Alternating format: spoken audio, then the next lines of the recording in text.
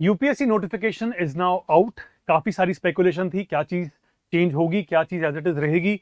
Some changes have been made and they are very important for us to understand. And इस video में हम वो सब changes की बात करेंगे। गुड थिंग इज कि एज सच एग्जाम पैटर्न के अंदर कोई चेंज देखने को नहीं मिला। मतलब आपका प्रीलिम्स, आपका मेंस, आपका इंटरव्यू जिस तरह से पहले थे वैसे ही रहेंगे।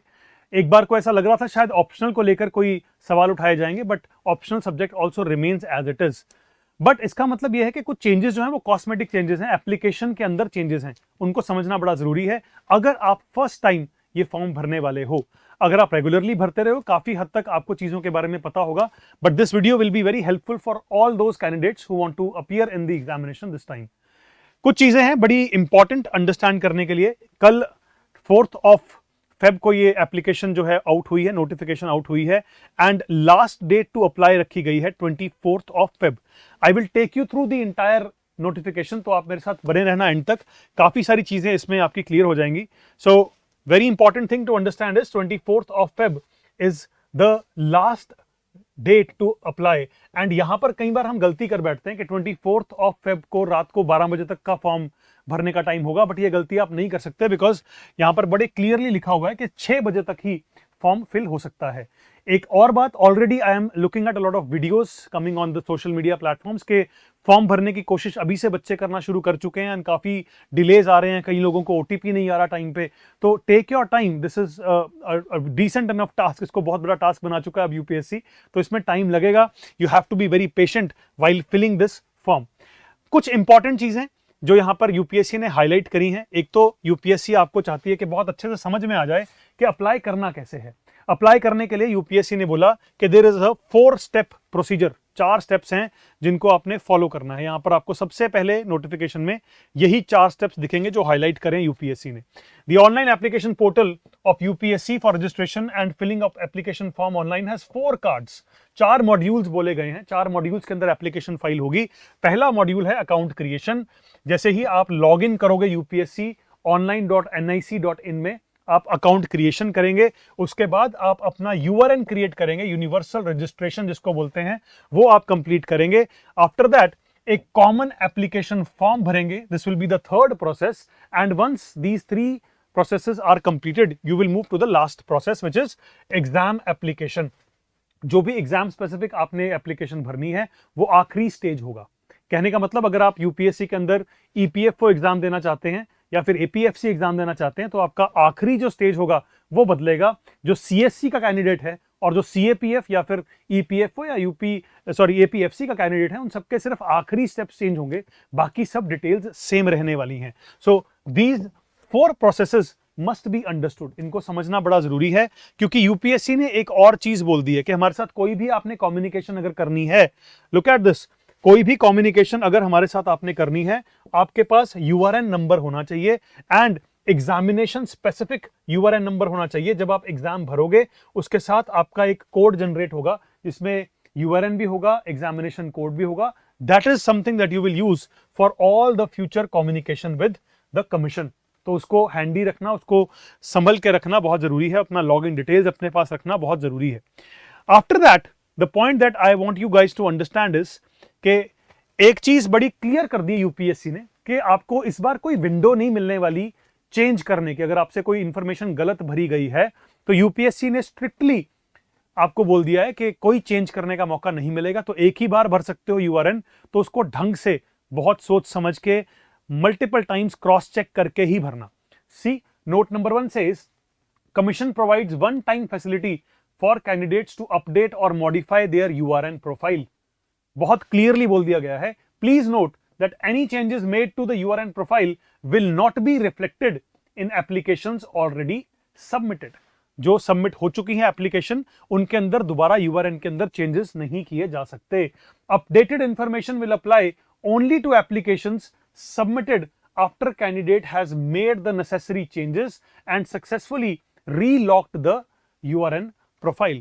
तो यहां पर अगर आप फंसे, अगर आपने गलत इंफॉर्मेशन दी, तो यूआरएन आप बार बार चेंज नहीं कर सकते।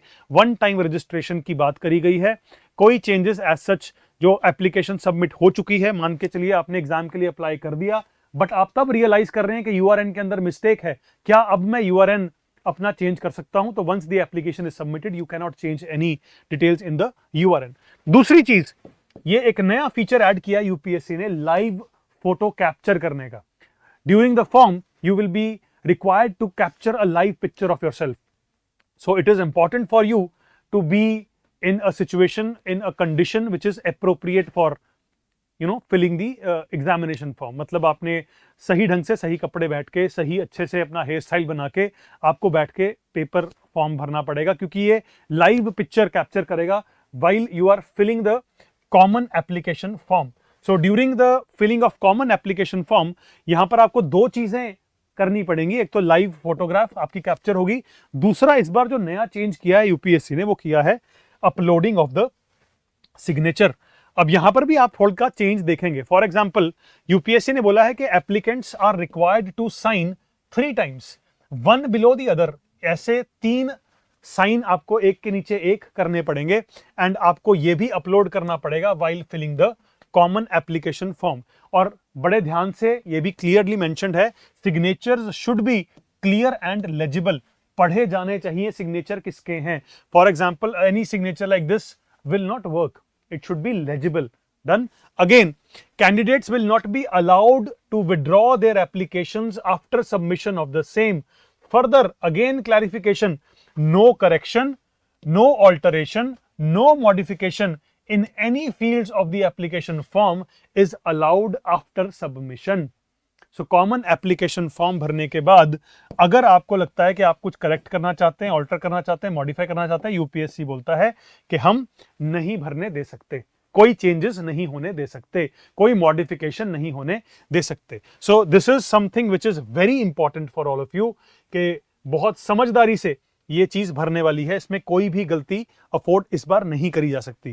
पहले यूजुअली हफ्ते का टाइम मिल जाता था कि हफ्ते के अंदर अंदर अगर कोई चेंज करना है तो कर सकते थे, इस बार यूपीएससी ने वो चांस नहीं दिया। Candidate should have details of 1 photo ID card, that is either Aadhaar card, either voter card, either PAN card, passport, driving license, any other photo card issued by either the state or central government. Details of this photo ID card will have to be provided by the candidate while filling up the universal registration number. URN भरते समय आपको एक ID submit करनी पड़ेगी, उसकी detail डालनी पड़ेगी और यही ID आपके फ्यूचर में जब आप एग्जाम सेंटर पे आओगे, एग्जाम देने आओगे, जब पेपर देने आओगे, पर्सनैलिटी टेस्ट देने आओगे, जब भी यूपीएससी के किसी भी स्टेज में अपीयर करोगे तो यही आईडी आपको वहां पर शोकेस करनी होगी। So 1 ID has to be ensured, वही आईडी आपने हर जगह यूज करनी है, अपलोड भी वही करनी है और यहां पर क्लियरली मेंशन्ड है this photo ID card will be used for all future reference. सारे का सारा फ्यूचर रेफरेंस भी इसी आईडी कार्ड पे डिपेंड करेगा। Candidate is advised to carry this photo ID card while even appearing for the examination और personality test. तो बहुत समझदारी से अपना आई कार्ड देना है and they have very clearly mentioned कि Aadhaar card is the most acceptable one, तो वो आपके पास होना चाहिए। यहां पर एज सच कुछ डिफरेंट चीज नहीं है जो हमें ध्यान देने वाली है। We can move ahead. Phones are banned obviously for obvious reasons, ये पहले की रिपीटेड चीजें हैं। Face authentication, something new, very new this time which has been updated in the notification. जब एग्जामिनेशन सेंटर पे आप पहुंचेंगे तो आपका जो भी पिक्चर, लाइव पिक्चर आपने सबमिट करी होगी, उसके साथ आपका फेशियल ऑथेंटिकेशन जो है दोबारा किया जाएगा at the examination venue. So technology integrate करने की बात कर रही है यूपीएससी के, यहां पर जब भी कैंडिडेट आएगा, हर एक कैंडिडेट को तभी अलाउ किया जाएगा जब उनका फेशियल ऑथेंटिकेशन कंप्लीट हो जाएगा। इसके अलावा point number 10 also is important, जो कि ज्यादातर बच्चे ध्यान नहीं देते या फिर नजरअंदाज कर देते हैं। You have to reach at least 30 minutes prior to the commencement of each session of the examination. No late entry will be allowed. तो आधे घंटे पहले आपको सेंटर पे पहुंचना होगा और जो भी रिक्वायर्ड चीजें होंगी वो उस हिसाब से ही वहां पर करी जाएंगी।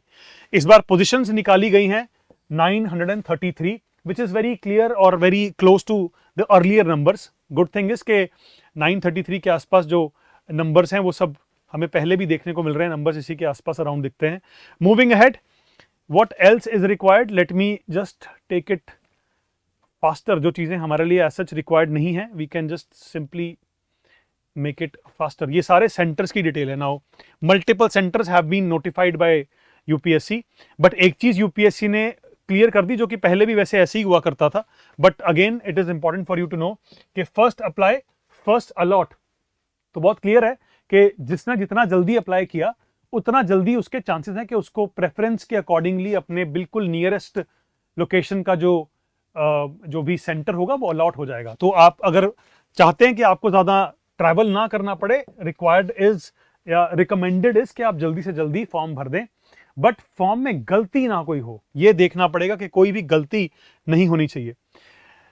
इसमें कुछ as such plan of examination में कोई खास चेंज नहीं है।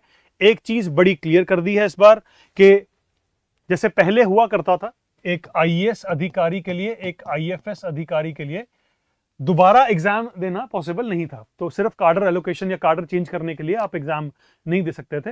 बाकी सब जो थे, जैसे कि अगर कोई आईआरएस है या फिर कोई आईपीएस है, they could reappear as many times, जितने भी उनके चांसेस बचे हैं उतने में वो अपीयर कर सकते थे और रैंक इंप्रूवमेंट के लिए जा सकते थे। इस बार यूपीएससी ने यह भी क्लैरिफाई कर दिया है कि सिर्फ और सिर्फ ये जो कैटेगरी के लोग हैं इनके लिए सिर्फ 1 more chance will be given, एक बार और अपीयर कर सकते हैं, but before appearing they have to notify their particular department से एनओसी लेनी पड़ेगी, नोटिफाई करना पड़ेगा, उसके बाद ही अपीयर कर सकते हैं। तो ये भी बड़ी इंटरेस्टिंग चीज है जो इस बार यूपीएससी ने चेंज कर दी है। I think which is a little better for all the new aspirants के जो पहले कंपटीशन एग्जामिनेशन में सिलेक्ट हो भी गए, जॉब मिल भी गई, बट फिर भी लगातार एग्जाम देते रहते हैं रैंक इंप्रूवमेंट के लिए। इस बार हमें यहाँ पर कैप देखने को मिला। तो UPSC very clearly wants to say कि अगर आपको एक बार डिपार्टमेंट एलोकेट हो गया, सिर्फ एक चांस और है, उसके बाद दोबारा आपको नहीं चांस मिलेगा। आप एक्सेप्ट करें whatever has been given to you and you duly complete your entire service.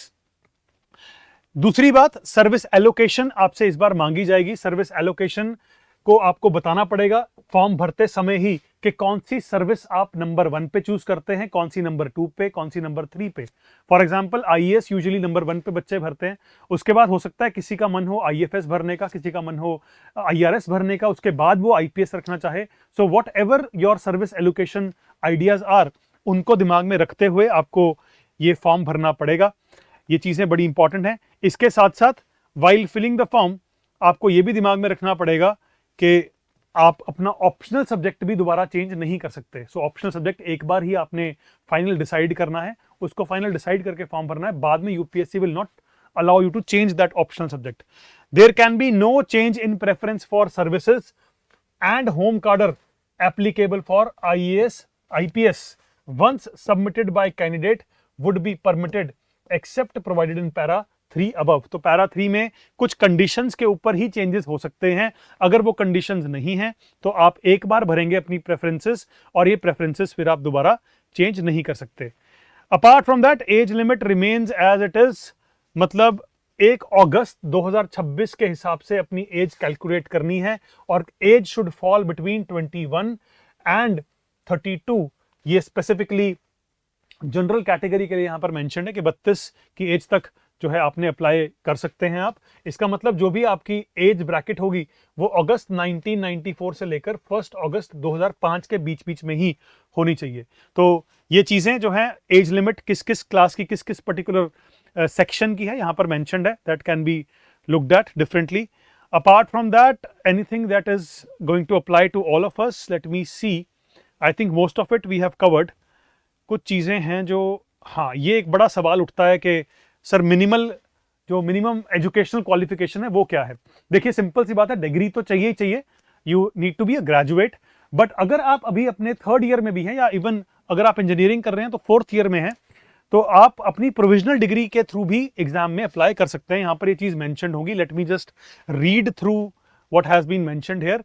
A candidate must hold a graduate degree of any university incorporated by the act of central or state legislature in India or other educational institution established by an act of parliament or declared to be deemed as a university under section 3 of University Grants Commission। UGC के under वो university होनी चाहिए। एक और चीज, candidates who appeared or who have appeared at a qualifying examination, the passing of which would render them educationally qualified for the commission's examination but have not been informed of the result, as also candidates who intend to appear at such qualifying examination will also be eligible to admission to the written part of civil services examination. However, all such candidates who are declared qualified by the Commission for Interview Personality Test will be required to produce proof of passing of the requisite qualifying examination within the time limit prescribed under Rule 13. Only valid proof of passing qualifying examination, that is degree certificate, final mark sheet या फिर provisional degree certificate, as are normally issued to the candidate by the competent authority after the formal declaration shall be accepted. कहने का मतलब आप provisionally भी examination में बैठ सकते हैं। अगर आप फाइनल ईयर में हैं, पेपर दे रहे हैं, बट अभी तक रिजल्ट नहीं आया, you will be still eligible for the examination. But अगर आपको फाइनल स्टेज में आप सिलेक्ट हो जाते हैं, इंटरव्यू और पर्सनल टेस्ट या पर्सनैलिटी टेस्ट के आसपास अगर आप पहुंच जाते हैं, तो आपसे तब जब मांगी जाएगी डिग्री, तो तब आपको फर्निश करनी पड़ेगी। इट इज रिक्वायर्ड कि तब आपके पास डिग्री होनी चाहिए। अगर आपके पास उस टाइम पे डिग्री नहीं होती, your candidature will not be accepted by UPSC. So most of these things I think were the important points जो मैं डिस्कस करना चाहता था आप लोगों से। Let me just now quickly recap। तो recap कर लेते हैं। पहली चीज, अप्लाई कर सकते हैं इस वेबसाइट के थ्रू। डेडलाइन क्या है? 24 Feb। प्रोसेस, सबसे पहले अकाउंट क्रिएशन के बाद यूआरएन के बाद कॉमन एप्लीकेशन फॉर्म, और उसके बाद एग्जाम स्पेसिफिक डिटेल भरेंगे और आगे चल सकते हैं। नेक्स्ट इज डॉक्यूमेंट्स में, as we discussed, I card रखना है, जो कि आप सेम रखेंगे, जो अभी अपलोड करेंगे वही जब एग्जाम देने जाएंगे उसको अपने साथ रखेंगे। तो आधार कार्ड हैज बीन प्रेफर्ड, तो आप वो रखें, सबसे सेफेस्ट ऑप्शन है। एजुकेशनल डिटेल्स में आपके पास अगर डिग्री है तो डिग्री अपलोड करें, प्रोविजनल डिग्री है तो प्रोविजनल डिग्री अपलोड करें। अगर अभी एग्जाम दे रहे हैं, एग्जाम का रिजल्ट अभी आएगा, आप पेपर दे सकते हैं, बट पर्सनैलिटी टेस्ट के समय पर आपके पास डिग्री या प्रोविजनल डिग्री होनी चाहिए, तभी कैंडिडेचर एक्सेप्ट होगा। तीसरी चीज, लाइव फोटो कैप्चर होगी। तो while filling the form, please ensure that you are sitting in the right dressing, and आप इंश्योर करें लाइव फोटो कैप्चर सही ढंग से हो। सिग्नेचर रूल्स बड़े क्लियरली मेंशन्ड है, एक के नीचे एक 3 बार। Black ink has also been very clearly mentioned by UPSC. Black ink से ही लिखना है, लेजिबल तरीके से लिखना है, उसको अपलोड करना है, तभी जाके कॉमन एप्लीकेशन फॉर्म आप भर पाएंगे। इसके अलावा important choices that you have to make, exam centre अगर आसपास चाहिए तो जल्दी से जल्दी फॉर्म भरें, ताकि फर्स्ट कम फर्स्ट सर्व के ऊपर आपको जल्दी से जल्दी आपका नियरेस्ट सेंटर अलॉट हो जाए। दूसरी चीज, optional subject should be very clearly there in your mind. If you are still confuse, try to find the answer in next couple of days. Please don't stretch it to 20th और 21st और 22nd, जितना जल्दी हो सके आप form भरने की कोशिश करें। Medium of the exam also should be very clear, किस लैंग्वेज में, किस भाषा में आप पेपर देना चाहते हैं, यह भी आपको क्लियर होना चाहिए, इसमें भी कोई कंफ्यूजन का स्कोप नहीं हो सकता। परेशानी और कुछ डिफरेंट चीजें क्या हैं? ऑब्वियसली मिस्टेक्स जो अवॉइड करनी है वो ये है कि करेक्शन विंडो नहीं है, ऑल्टरेशन नहीं हो सकती, मॉडिफिकेशन नहीं हो सकती, तो गलती का स्कोप नहीं है। इसका मतलब एक बार फॉर्म भरना है, ढंग से भरना है, URN has to be absolutely correct. दूसरी चीज, ये हर साल की बात है, कुछ नया नहीं है इसमें, बट काफी बच्चों को इस बारे में पता नहीं होता। सो लेट मी रीआइटरेट, आप अगर फॉर्म भर देंगे, फॉर्म भरना मतलब ये नहीं है कि आपने अटेम्प्ट दे दिया। अटेम्प्ट तब तक काउंट नहीं होगा जब तक आप प्रीलिम्स में बैठेंगे नहीं, राइट? तो ये चीज क्लियर होनी चाहिए, जैसे पहले हुआ करती थी, it has the same as it was before, no change has been mentioned in this case. इसके अलावा जो एग्जिस्टिंग आईएएस आईएफएस ऑफिसर्स हैं, उनको तो कोई रैंक इंप्रूवमेंट के लिए चांस नहीं मिलता, बट बाकियों को चांस मिलता था, right? They could appear again and again for rank improvement. But इस बार क्या कर दिया यूपीएससी ने, बाकी सबको एक सिंगल कैटेगरी में डाल दिया और बोल दिया कि एक ही चांस मिलेगा रैंक इंप्रूवमेंट के लिए। So now the window is live, the notification is out. I think this is the right time to fill the examination, जल्दी से जितना जल्दी हो सके उतना बेहतर है, but try to have everything in place first. And if you want, कुछ वीडियोस देख लेना यूट्यूब के ऊपर कैसे फॉर्म भरा जाता है। There are lot of people who have already made videos on that. उसके बाद ही फॉर्म भरना, गलती का स्कोप इस बार नहीं है। And if there are any questions, you can leave your comments and we will be replying one by one. Thank you very much, God bless you all, take care.